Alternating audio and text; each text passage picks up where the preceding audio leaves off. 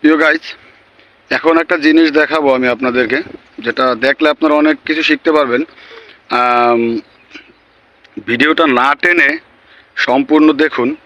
ভিডিওটা না টেনে দেখলে অনেক কিছু শিখতে পারবেন যে ড্রাগন বাগানের যখন নতুন টেংরিগুলো দেয়, মানে ডালগুলো ছাড়ে, ডালগুলো কিভাবে কাটে এবং ডালগুলো কাটার উপকারিতা কি কি।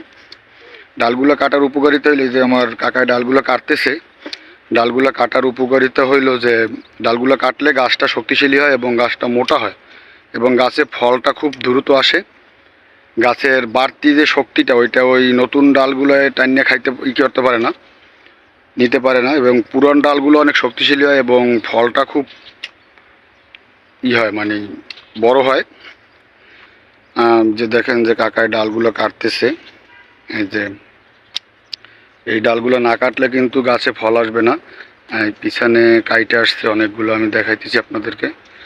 তো এগুলো দেখেন, এই যে ড্রাগন বাগানের এই ডালগুলো কাইটে দিলে এই নতুন যে আপনার কুশিগুলো আছে এগুলোয় ফল আসবে। এবছর এখন ফলের সময়, কিছুদিনের ভিতরেই গাছে ফল আসবে। এই যে গাছগুলো দেখাইতেছি আপনাদেরকে, এই যে দেখেন, এই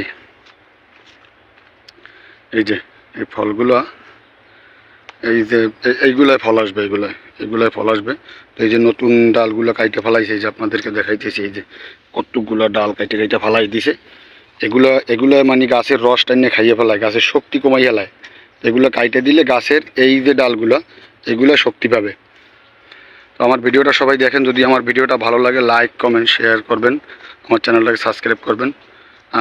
সবাই ভালো থাকবেন, ধন্যবাদ।